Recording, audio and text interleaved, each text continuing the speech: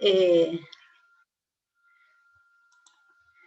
esta segunda parte de radiografía de tórax, los objetivos fundamentales van a ser, en primer lugar, poder profundizar el reconocimiento de los patrones radiológicos y poder definir las patologías típicas que tenemos en cada uno de ellos, ¿no es cierto? El tórax puede ser asiento de numerosas patologías. Entre ellas, y bueno, las que más vemos siempre son las infecciosas, puede ser asiento de cavidades, puede ser asiento de enfermedades difusas, podemos tener algunas patologías a que llamamos pulmones radiolúcidos, como sería el caso del neumotórax o el enfisema.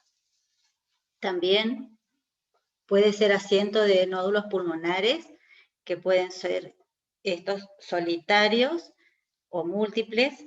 Puede ser que sean secundarios a enfermedades de la pleura, o bien puede ser que haya patologías diafragmáticas que podamos verlas también en la radiografía de tórax. Vamos a ir viendo de a uno. En el caso de las infecciones, como saben ustedes, las infecciones pueden ser producidas por virus, por bacterias, por hongos, por parásitos o por micobacterias, ¿sí? Las micobacterias, acuérdense, la tuberculosis. En el caso de las patologías virales, y el caso que tenemos más presente todos, es la enfermedad por el COVID, que nosotros que podemos visualizar particularmente en la tomografía, la imagen en vidrio esmerilado, ¿sí?, que compromete generalmente a los dos pulmones, sobre todo en la región de las bases, y que va a dar un patrón en vidrio esmerilado o bien en empedrado también, ¿sí? El compromiso es periférico y lo que tiene de característico esta patología es la evolución, que progresa rápidamente hasta comprometer a los dos pulmones en su totalidad,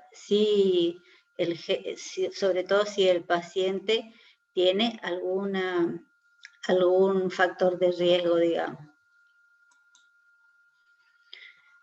Esto sería un caso de un paciente que tuvo COVID. Fíjense lo que se ve en la radiografía de tórax y su traducción en tomografía. Acá vemos el tipo de infiltrado de alta densidad en vidrio esmerilado. Acuérdense que es en vidrio esmerilado porque a través de la condensación se pueden ver los trayectos de los vasos pulmonares, ¿sí? La consolidación en sí no deja ver a través de la imagen los vasos, el trayecto de los vasos pulmonares. Esto sería una evolución, el primer día, el segundo día y al quinto día, de cómo va comprometiendo las diferentes áreas del pulmón. La neumonía, o sea, en el caso de la infección ya por una bacteria, produce una neumonía que es la inflamación del parénquima pulmonar y se caracteriza por la ocupación alveolar. Lo que nosotros vamos a ver es un patrón de alta densidad, ¿sí?, en grado variable, y la característica es que tiene el broncograma aéreo. Fíjense, en el interior, en este paciente tenemos los dos tipos de alta densidad, la consolidación del lado derecho y en vidrio esmerilado del lado izquierdo. Esto puede ser como parte de la evolución, digamos que comienza a ser una ocupación alveolar más leve, como en este caso, y después va comprometiendo y el exudado va siendo cada vez mayor y va ocupando todos los alvéolos hasta que ocupa todo un segmento o todo un lóbulo, ¿sí? Esa es la característica de la neumonía, que ocupa en forma de un lóbulo o de un segmento completo. Entonces, uno puede decir, por ejemplo, cuando describe la tomografía, que se ve un patrón de alta densidad que compromete el pulmón derecho, que parte también el lóbulo inferior, ¿sí? Y que se ve la imagen del broncograma aéreo en su interior. El broncograma aéreo no es más que el bronquio que tiene aire en el seno de esa consolidación, ¿sí? En la parte de adentro de la condensación, que nos va a demostrar que todo el parénquima circundante está consolidado y todavía conserva la permeabilidad del bronquio. Esta consolidación, cuando está en el mismo plano, por ejemplo, que el corazón, nos va a dar el signo de la silueta. Acuérdense que ese signo, el signo de la silueta, ¿qué es lo que nos va a aportar? Nos va a dar idea de la localización de dónde está ese proceso, digamos. Acá tenemos varios ejemplos de condensación o consolidación. Acá se ve bien que compromete un segmento. En esta radiografía de tórax vemos acá en la parte de, sería bien en la región parailiar derecha. Acá vemos más cerca del vértice, fíjense que se ve bien los límites. Acá vemos en la tomografía también. En esta radiografía vemos el compromiso también de la base derecha. Y en esta última radiografía también se ve un patrón de alta densidad. Acuérdense de cuál es el lóbulo que se compromete cuando hace silueta con el contorno cardíaco en la parte del pulmón izquierdo, ¿sí? Acá se ve perfectamente que está borrado el seno cardiofrénico, el seno costofrénico izquierdo, el seno cardiofrénico no se puede evaluar porque todo el contorno izquierdo del corazón está borrado porque está en el mismo plano que la condensación a la izquierda. La bronconeumonía es diferente de la neumonía porque en la neumonía se compromete más que nada los alvéolos, ¿sí? En este caso, la distribución es a partir de los bronquios, se disemina a partir de los bronquios que se van ocupando todo el interior y entonces nos va a dar una opacidad múltiple en parches, los contornos van a ser como borrosos, van a ir confluyendo y la imagen típica va a ser la imagen de árbol en brote. Fíjense, este bronquio está prácticamente todo ocupado por un contenido en su interior y todo el trayecto bronquial hasta que llega a la parte más periférica y va a dar esa idea del árbol en brote. La tuberculosis, que es la enfermedad producida por micobacteria que puede afectar al pulmón, sí puede seguir varios caminos. Puede ser que en un principio se cure y que no progrese a un secundarismo. Puede ser que siga la evolución, que haga la forma miliar o diseminada, o que permanezca en forma latente durante muchos años y luego en alguna etapa de la vida se pueda reactivar. Cualquiera de estas etapas, digamos, vamos a tener diferente traducción en la radiografía. La prima infección, acuérdense que nos va a dar una manifestación radiológica.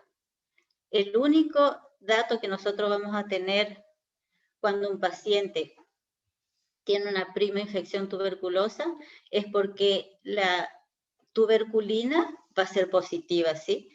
No vamos a tener más ni un otro dato aparte de esto. El 95% de los pacientes que tuvieron una infección o que estuvieron en contacto, que estuvieron expuestos a la micobacteria, se van a curar. ¿Cuándo van a hacer una tuberculosis primaria? Cuando, aparte, al entrar a la vía aérea, hacen una reacción con la respuesta inmune del paciente y se forma el complejo de Ghon, ¿sí? Acuérdense lo que era el complejo de Ghon. Y luego estos se van a reactivar y se va a localizar en la región sobre todo del ilio, ¿sí? Del ilio y cerca de la tráquea y los bronquios fuente, y van a hacer una reacción a nivel de los ganglios, ¿sí? Entonces, nosotros lo vamos a ver en la radiografía como un engrosamiento en la zona de las líneas paratraqueales. Ahí vamos a ver una zona con aumento de densidad y con un límite, con un contorno bien definido que nos va a dar la idea de un ganglio, ¿sí?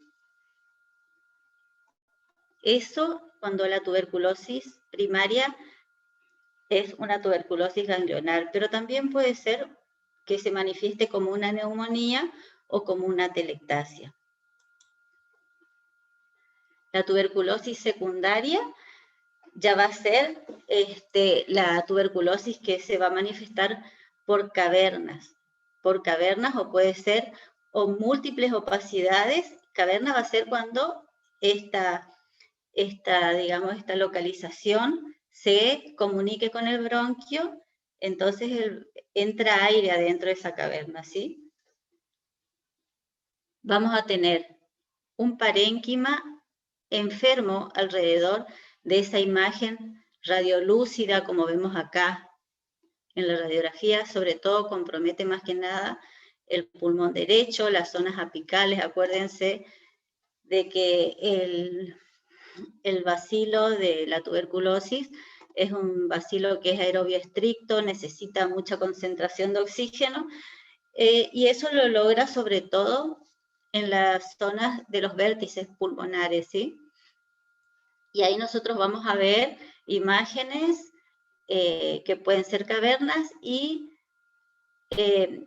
ahí adentro muchas veces se pueden localizar hongos también, ¿sí? Y la forma miliar, que es la forma diseminada, se caracteriza por ser simétrica, bilateral. Vamos a ver nodulillos de 1 a 3 milímetros que están localizados en forma aleatoria. Es una forma muy grave y puede ser muchas veces que debuten, digamos, con esta forma miliar, o puede ser que sea una reactivación de una tuberculosis preexistente y que en alguna etapa de la vida el paciente se inmunosuprime y entonces hace esta forma de tuberculosis que es sumamente grave. Bueno, con respecto a las cavidades. Si estas cavidades en los pulmones están ocupadas solamente por aire, nosotros las vamos a ver así. Las vamos a ver como una zona de baja densidad o bien radiolúcidas en la radiografía, digamos. Estas cavidades puede ser que contengan entonces aire, y la vamos a ver así, puede ser que tenga líquido, o puede ser que tenga las dos cosas.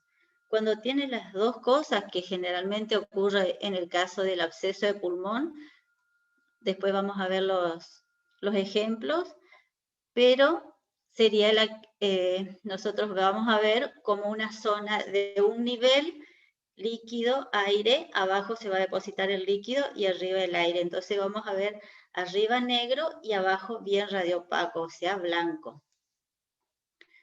Entonces, estas cavidades pueden ser únicas o pueden ser múltiples, puede estar rodeada de tejido sano o de tejido enfermo. Infecciones pueden producir esto, sería el caso de los abscesos, los neumatoceles o las cavernas producidas por el bacilo de la tuberculosis. Las cavidades también se pueden formar después de un enfisema, puede ser después de que se cavite, digamos, un cáncer de pulmón, o puede ser en caso de una malformación congénita pulmonar, como sería el caso de la malformación adenomatoidea quística o el secuestro de pulmón. Acá tenemos diferentes ejemplos de imágenes de cavidades, que siempre la vamos a ver como una zona radiolúcida o bien de baja densidad. ¿Qué es lo que nosotros tenemos que describir? Cómo son sus contornos, si tiene una pared fina o pared gruesa. Fíjense, acá hay una pared muy finita, esto es un quiste, esto es un neumatocele que se caracteriza por ser un poquito más grande, y el neumatocele generalmente aparece después de una infección pulmonar, y después de un tiempo se puede restituir el parénquima pulmonar normal. Acá tenemos el caso de las bullas, el enfisema pulmonar, sí, que esto aparece, digamos que hay una destrucción de los tabiques, de los septos interlobulares. ¿Se acuerdan que decíamos que es importante conocer la estructura del lobulillo pulmonar secundario? Después tenemos que las cavidades, acá esta sería una caverna tuberculosa. Fíjense la diferencia con las anteriores. Nosotros tenemos que reconocer cómo es el parénquima circundante siempre. Fíjense, acá tenemos parénquima circundante sano, acá tenemos un parénquima circundante enfermo, ¿sí? Una zona de paredes gruesas, de alta densidad. Acá en este caso, ¿qué son las bronquiectasias? Fíjense, las bronquiectasias son dilataciones de los bronquios. Esto se produce muchas veces, puede ser de causa congénita o puede ser que se produzca luego de alguna enfermedad o una patología pulmonar crónica. Entonces nosotros vamos a ver como cavidades que son dilataciones bronquiales, y lo que tenemos que tener en cuenta es que la arteria que acompaña al bronquio generalmente tiene el mismo calibre. En las bronquiectasias hay una dilatación del bronquio que tiene un diámetro mayor a la arteria. Entonces nos va a dar una imagen característica que es la imagen del anillo de perla, que es un signo típico de las bronquiectasias, ¿sí? Estas bronquiectasias generalmente son irreversibles, pueden ser diferentes tipos de acuerdo a la forma que tenga. En la tomografía se ve perfectamente y se hace diagnóstico con este método, digamos, y fíjense que dice que supera en el diámetro de la arteria en un 20% por lo menos. Hay veces que es mucho. De acuerdo a la gravedad de la enfermedad, el bronquio está mucho más dilatado que el diámetro de la arteria. Hay varios signos que vamos a ir viendo, y lo que tenemos que ver es que generalmente vieron lo que es la estructura del bronquio, que se va afinando a medida que se va llegando a la pleura. En el caso de las bronquiectasias no, permanecen como caños gordos y muy dilatados. Fíjense, este sería un caso de una bronquiectasia. Hay una patología congénita que se llama la enfermedad fibroquística del páncreas, que se caracteriza por unas bronquiectasias de este tipo. Creo que el diagnóstico de este paciente es ese. Fíjense lo que son las dilataciones de los bronquios, totalmente ocupados también. Están ocupados por un contenido. Acá vemos que está vacío, digamos, el bronquio, pero dilatado, y este bronquio está totalmente dilatado y ocupado. Fíjense cómo llega hasta el borde de la pleura prácticamente. Acá en el corte, esto sería como un corte longitudinal del bronquio, por eso lo vemos así, y acá lo vemos en el corte transversal. Y esta sería la radiografía correspondiente. Acá tenemos los varios tipos de bronquiectasias, las cilíndricas, las varicosas y las quísticas. Esta, fíjense cómo vemos lo que decíamos, el signo del anillo de perla, que se ve acá un bronquio chiquitita, la arteria al lado.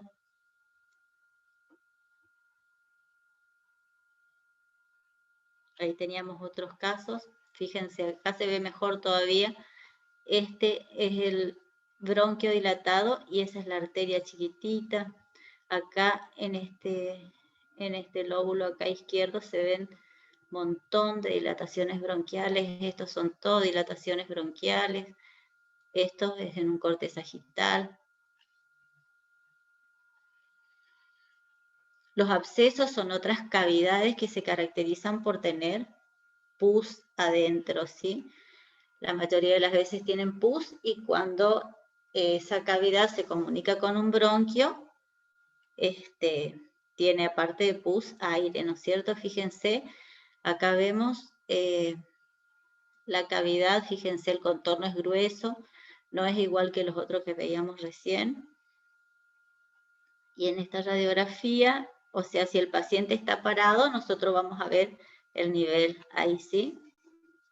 Fíjense cómo se ve el nivel acá, aire arriba y abajo tiene líquido. Esto es un signo característico del absceso de pulmón.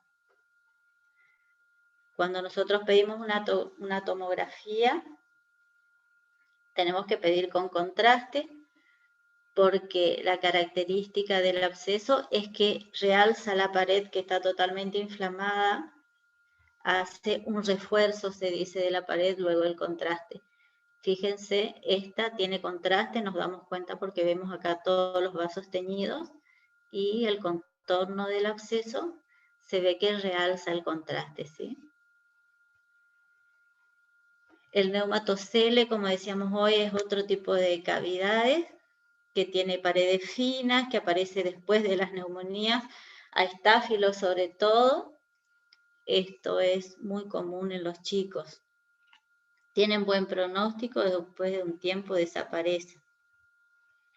Las bullas, que son otro tipo de cavidades, se caracteriza porque tienen un diámetro mayor de 1 centímetro, unas paredes muy finitas y están rodeadas por tejidos enfermos, generalmente son enfisemas, ¿sí? Lo que pasa es que se rompen los tabiques que hay entre dos áreas de enfisema y se transforman en las bullas. Eso sí, esos son tejidos que no se reconstituyen más después. Eso todo con respecto a las patologías que se visualizan o se traducen como de baja densidad. Y después tenemos las enfermedades difusas que sobre todo comprometen el intersticio del pulmón. Causan en una primera etapa una inflamación y luego, cuando va avanzando en el tiempo, esa inflamación se va reemplazando por fibrosis. Toda la parte de los tabiques o toda la parte de lo que está separando un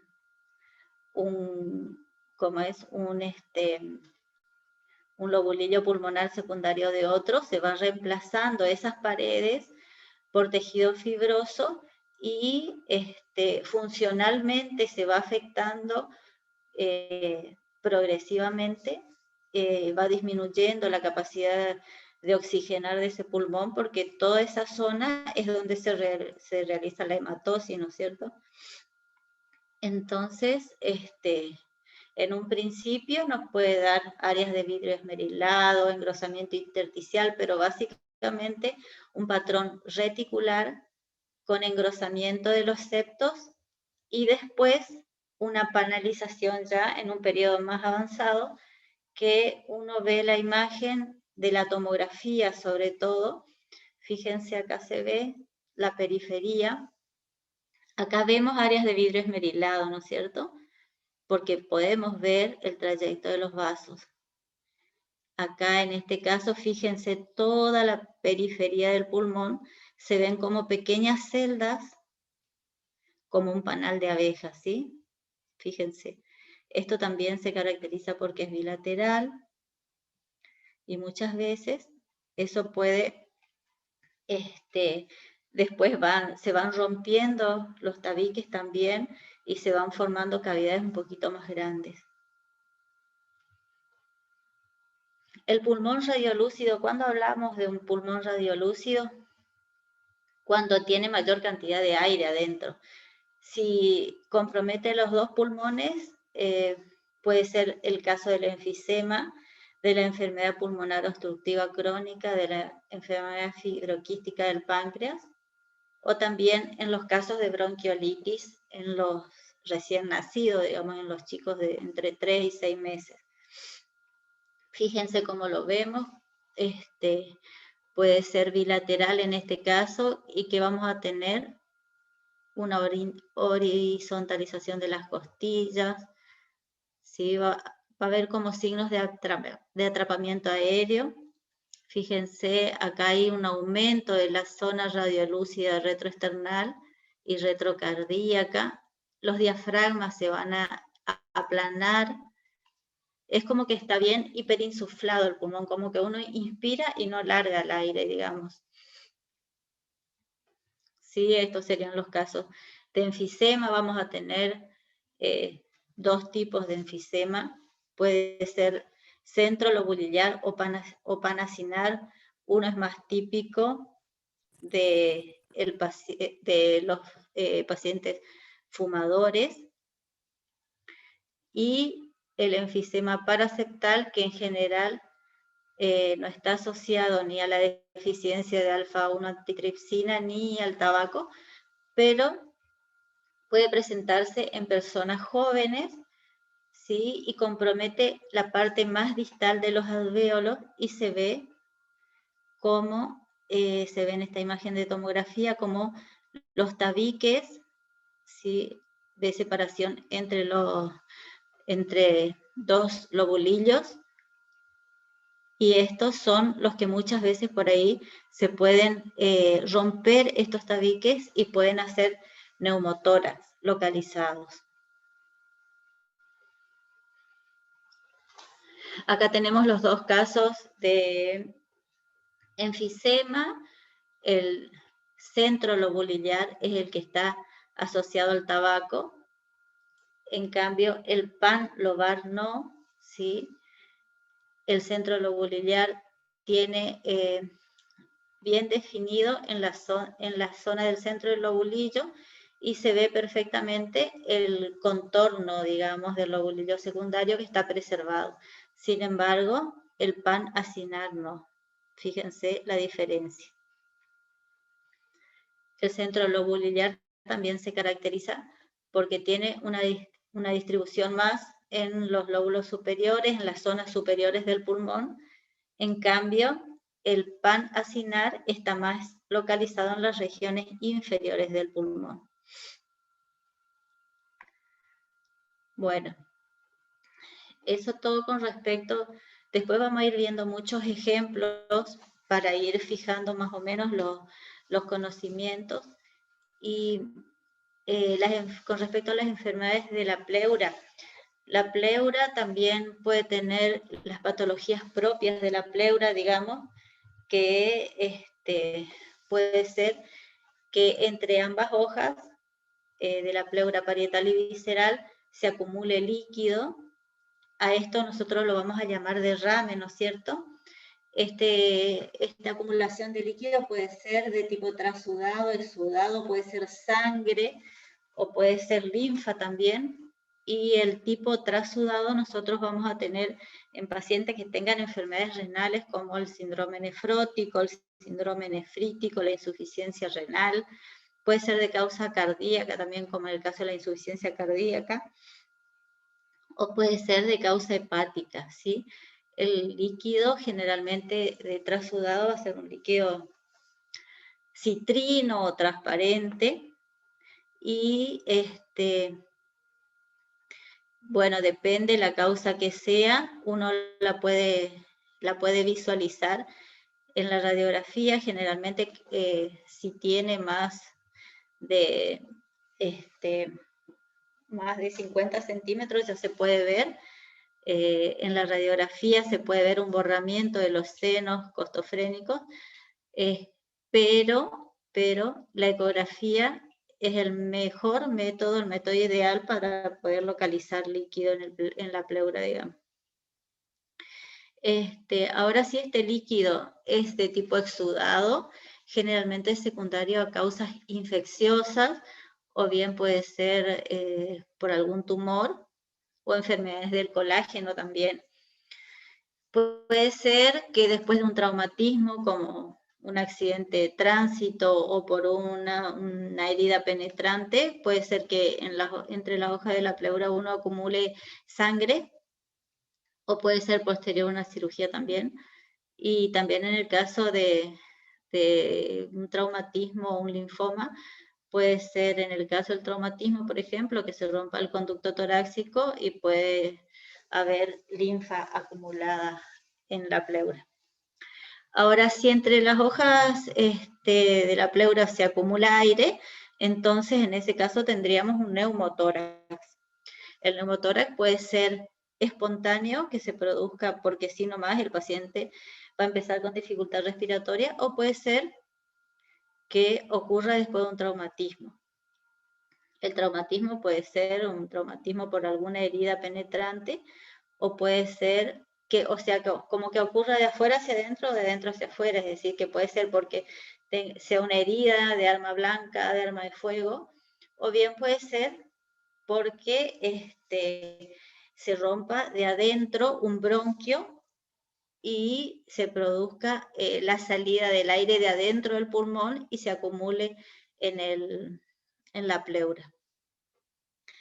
El neumotórax puede ser que se produzca también en forma paulatina, entonces eso a uno le da tiempo para hacer un tratamiento, pero puede ser también que empiece rápidamente a acumular aire ahí y se produce lo que se llama neumotórax a tensión, que es una urgencia y produce expansión de la pleura con desplazamiento del mediastino, puede comprometer la bomba cardíaca, y si no se drena inmediatamente con un tubo de avenamiento bajo agua, digamos, para sacar ese aire, puede morirse el paciente. Y bueno, puede ser entonces también la pleura asiento de tumores, como en el caso de mesotelioma. Puede ser que esté invadido por un cáncer de pulmón, o puede ser metástasis de cualquier otro tipo de cáncer en cualquier órgano del cuerpo, ¿sí? ¿Cómo vamos a ver entonces? Vamos a ver como un borramiento del seno, ¿sí? Puede haber un aumento de la densidad en esa zona. Vamos a ver sobre todo, fíjense acá, que vemos borramiento del seno, y esta es la curva de Damoiseau, que es cuando va acumulándose líquido en la pleura, esto se va aumentando, digamos, la opacidad hasta que comprometa, digamos, todo el pulmón. Podemos hacer una radiografía en decúbito lateral para poder tener el diagnóstico más de certeza, digamos. Fíjense, en esta radiografía lateral, en decúbito lateral derecho, vemos acá el signo del nivel.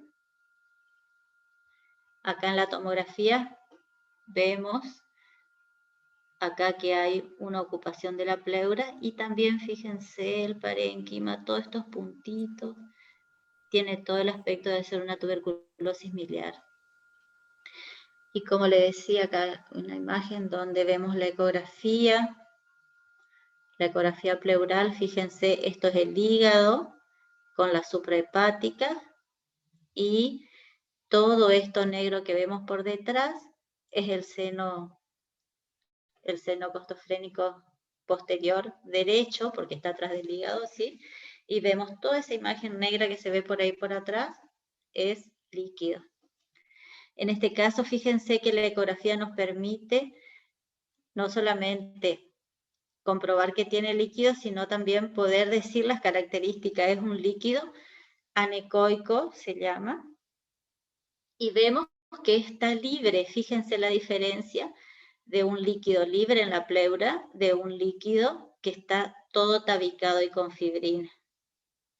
Se ve perfectamente la diferencia. Con la ecografía nosotros podemos ver muchísimas cosas y podemos orientar al cirujano y decirle, mire, probablemente con un tubo de drenaje no vaya a salir en este segundo caso el líquido porque va a estar todo trabado por esa malla de fibrina. Sin embargo, en este caso, con un tubo perfectamente uno puede drenar todo ese contenido líquido que tiene.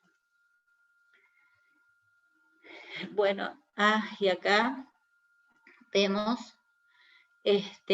dos casos de neumotórax. Fíjense, en este pulmón derecho vemos el muñón del pulmón acá, que vemos los vasos, la trama vascular, y por fuera, entre el contorno del muñón y la pared del tórax, todo esto que vemos hiperclaro es aire que está localizado entre las hojas pleurales. Entonces, en este caso, el tratamiento es también colocar un tubo de drenaje y sacar ese aire, y el pulmón que está comprometido, que sería el derecho, respande inmediatamente cuando uno hace ese tratamiento, ¿no es cierto? Y en este otro caso, fíjense cómo sería cuando se produce un neumotórax, atención, donde hay un desplazamiento. Fíjense la tráquea de este caso y la de este otro, el del lado derecho. Acá la tráquea está prácticamente bien centrada, acá está desviada. El aire ocupó prácticamente todo el emitor izquierdo. El pulmón está totalmente colapsado. El tratamiento es el mismo. Tiene solamente uno un poco más de urgencia que el otro. Y bueno, y para terminar, la patología diafragmática también podemos reconocerla en una radiografía de tórax. Fíjense en el caso de la izquierda, acá nosotros vemos un diafragma que, si bien sabemos que el derecho es siempre un poco más alto que el izquierdo, este está muy hacia arriba. Inclusive acá hay astas que están desplazando están ocupando el lugar del hígado. Y esto sería un caso de ventración diafragmática. La ventración es como una debilidad que tiene el músculo del diafragma. Tiene una movilidad muy, muy escasa, y eso nosotros lo podemos comprobar con la radioscopía, que es uno de los métodos de imágenes también, que nos permite ver en movimiento. Ustedes acuérdense que cuando uno inspira y expira, el diafragma se mueve, entonces podemos ver hasta cuánto se puede movilizar ese diafragma, sobre todo comparando con el del lado izquierdo. Y otra de las patologías diafragmáticas que tenemos en los recién nacidos es la hernia diafragmática, que se produce, que es una urgencia también, que se produce porque hay como un agujero que comunica o sea, que está en el diafragma, y que hace que a su través pasen los órganos de la cavidad abdominal hacia el tórax. Lo que pasa generalmente a través de ese foramen son los intestinos, y empieza a ocupar todo el hemitórax y produce desplazamiento del mediastino. No solo eso, sino que impide que el pulmón de ese lado se desarrolle.